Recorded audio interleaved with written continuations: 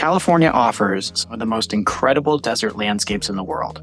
In this video, I'm going to help you by presenting a comprehensive itinerary on how to see the best of the area in just 1 week. This road trip will cover Death Valley, Joshua Tree, Palm Springs, and Anza-Borrego. You'll get a chance to scale some impressive sand dunes, experience a sunset that makes cacti look fuzzy, and experience some out-of-this-world art.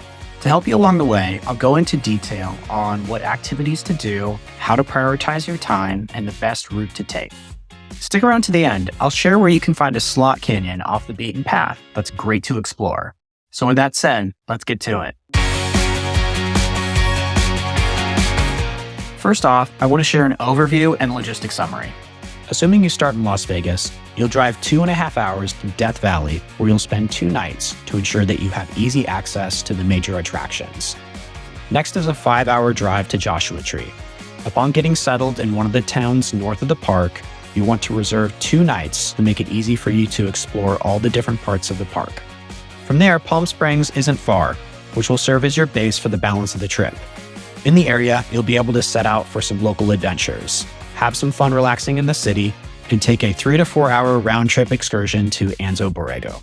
To avoid retracing your steps, I recommend reserving a one-way rental car that starts or ends in Las Vegas. Palm Springs, San Diego, or Los Angeles work well as a pairing city. This itinerary covers a lot of ground, but it's well worth it. For your first day, target leaving Las Vegas early. Before arriving at Death Valley, pull off to tour the Rhyolite Ghost Town. Founded in 1904, this mining town boomed to include a stock exchange, school for 120 students, and its own red light district. Today, you can see the walls of the bank, parts of the jail, and a bottle house that was made from 50,000 beer and liquor bottles. In the area, you'll also have a chance to check out a free sculpture park. From there, it's a quick drive to Death Valley. This park is one of extremes, the hottest, driest, and lowest of all the national parks. Upon arrival, I recommend checking out the UPB crater. This large volcanic crater is 600 feet deep and nearly half a mile wide. When visiting, I walked all the way around it, which is about 1.5 miles and also leads to a few smaller craters.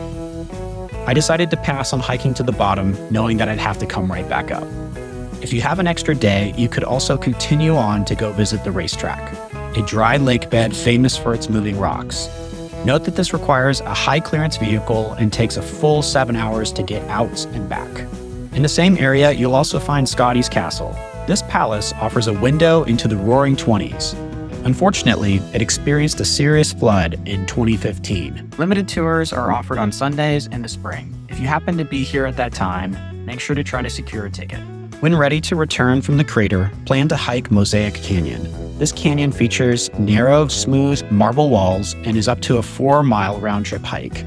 I suggest hiking only as far as you feel comfortable or time permits. You're gonna want to save some time for sunset somewhere else.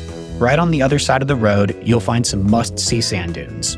At the Mesquite Flat Sand Dunes, make sure you give yourself enough time to hike through the mountains of sand before sunset. The golden hour at the end of the day is when you can experience the shadows grow on each of the sand dunes as the light slowly pulls away on the surrounding mountains. If you're lucky, you may even get some color on the high cloud. This was a major highlight for me and pairs nicely with a beverage atop one of the dunes. At this point, it'll be time to check into your accommodations. I strongly recommend staying in the park, more specifically at Stovepipe Wells, as there are not a lot of options. You're paying for the location, not the amenities here. It's important to book well in advance. The location is close to many of the affirmation sites and will serve you well for the rest of your time in the park. Here's a map of the attractions we've discussed on the northern part of the park. The next morning starts early. This is your opportunity to see sunrise at one of the most famous parts of the park, Zabriskie Point. Plan for a 30-minute drive and make sure to arrive a little beforehand to secure your parking spots. With the sun rising to your east, you'll want to look out to the west as it gradually lights the mountains across the valley before some of the closer features. It's a great way to kick off the day. From there, continue down the road to the 20 Mule Team Canyon. This one-way drive features spectacular scenery, offers a taste of the ruggedness of the park, and makes for some great early morning pictures. This is also where you would have found Jabba's palace in The Return of the Jedi. Upon exiting, continue another 30 minutes along the road to Dante's View. This affords visitors an unparalleled view of the swirling white sand flats towering over a mile below the valley. I recommend walking along the ridge to experience as many of the different vantage points as you can. As the middle of the day approaches, you'll retrace your steps and should plan to stop at Furnace Creek. There you'll be able to tour the visitor center and grab some lunch. It also serves as a good spot to fuel up. For the balance of your day, I recommend driving south, the lowest point in North America. While I don't recommend visiting in the summer, if you happen to be there then, make sure to flip the morning and afternoon schedules that I've proposed. Temperatures have exceeded 134 degrees Fahrenheit on the Salt Flats. Your first stop should be the Devil's Golf Course. This is an immense area of rock salt eroded by wind and rain into jagged spires. What I found to be most amazing was the noise it makes when you tap on the rocks. It's caused by billions of tiny salt crystals bursting apart as they expand and contract. Further down the way, you'll find Badwater Basin. Walk out the distance of the boardwalk to get the best view of the salt polygons. On the way back, make sure to look up and check out the sea level marker. As you return, there's an option to check out the natural bridge. The road to the trail is pretty rough, but the trek offers an easy 1-mile round trip that features a large arch. Before leaving the Badwater Basin area, there's one last stop that you need to schedule for the end of the day. Take the northward one-way road that will take you to Artist's Palette. There you can marvel at an array of colors across the hills. Sunset is a perfect time. It provides additional shadows and changing light, further enhancing the lure of the incredible place. This is a truly spectacular place to walk about and take in all the different colors. In the evenings, consider venturing out. You're staying in one of the few places with no light pollution, offering clear views of the Milky Way. Unless you have an extra day to check out the southwest part of the park to see the charcoal kilns and the algleberry points, plan to visit Darwin Falls and Father Crawley's Vista Point on your way out to Joshua Tree. The moderate 2-mile round-trip hike to Darwin Falls is unique in that it features a year-round 18-foot waterfall, which creates an oasis for both plants and wildlife. I completed this hike early in the morning and I had the whole place to myself. From there, you'll have an option to continue west to visit Father Crowley's Vista Point to overlook the Panamint Valley. As you work your way out to Highway 395, on a clear day, you'll be able to see Mount Whitney. It's the tallest mountain in the contiguous 48 states. From there, it's about a 4-hour drive to the north side of the park, where there are a number of towns to find lodging. If you're up for another hike before the end of the day, consider visiting the far western part of Joshua Tree, which would otherwise be quite out of the way. This 6.5-mile hike is known as the Panorama Loop Trail. It can take about 3 hours and has a 1,000-foot elevation gain.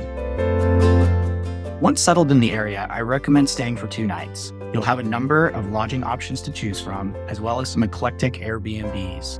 For your first full day at Joshua Tree National Park, I recommend entering from the northwest. Your first stop will be at the Hidden Valley Nature Trail. True to its name, this features a narrow path that opens up to a 1-mile easy loop that is surrounded by boulders. This is a great way to kick off experiencing the unique landscape and iconic Joshua trees. Just a few minutes drive to the east, you'll find another easy 1-mile loop at Barker's Dam. With the water, this is an area that you're more likely to see wildlife. Next, briefly backtrack and head south for about 15 minutes to Keys View.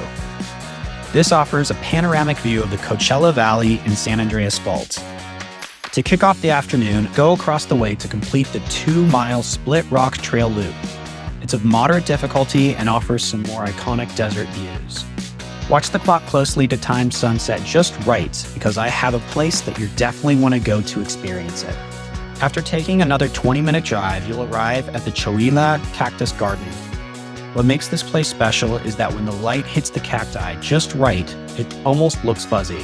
While I wouldn't recommend touching it to find out for sure, it makes for some incredible pictures. Once the sun sets on the mountains, return north to your accommodations.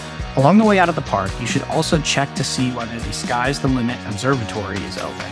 Here's the map that shows an overview of the day's attractions in sequential order.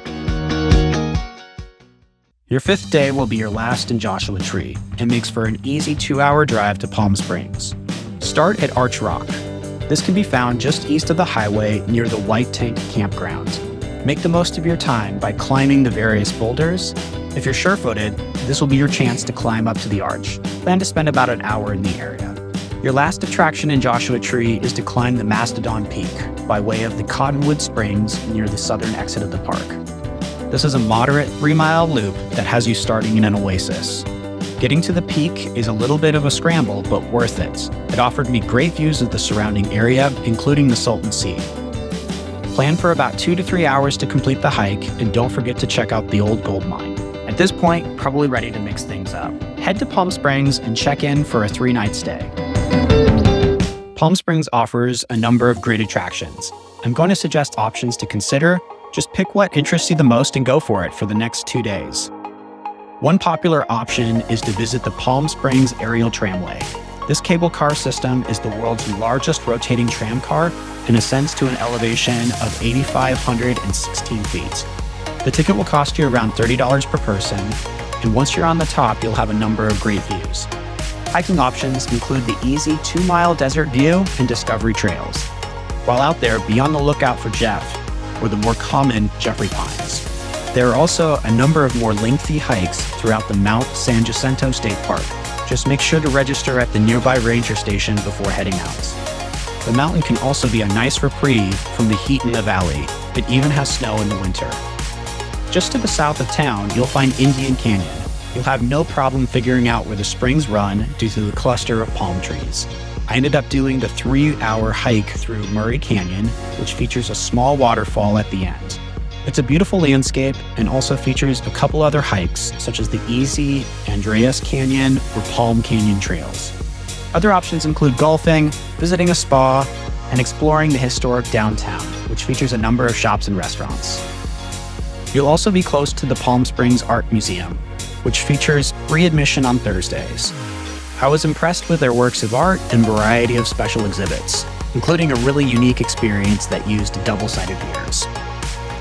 As for restaurants, I would recommend visiting the Purple Room Supper Club for a great show, going to Copley on Palm Canyon for fine dining, or stopping over at the Ace Hotel for a pool experience. While I was there, I also went on an off-roading excursion just north of town. With the right vehicle, it's possible to speed across dunes, ride over hilltops, and cut through dry riverbeds. While it's a ton of fun, we ended up getting stuck, and I learned a valuable tip. By letting air out of your tires, the extra surface area should help you be able to get traction. To wrap up your trip, I want to suggest a more off-the-beaten-path experience. Drive 90 minutes south to Anza-Borrego Desert State Park. Starting in 2008, a local artist installed the first of dozens of large metal sculptures that now dot the landscape. While you're there, go out on a whimsical scavenger hunt to see how many of the dinosaurs, horses, sloths, tortoises, mammoths, saber-toothed cats, dragons you can find. Once you've wrapped up, grabbing lunch in the local town is a great option. As promised, I found a slot canyon in the park that you have to check out. You'll find it just east of where Borrego Springs Road meets Highway 78. There's a dirt road to the north. You'll have a chance to hike some narrow passages, some of which require a little bit of scrambling. It's an awe-inspiring place when you start thinking about all the water that cut through it over all the years.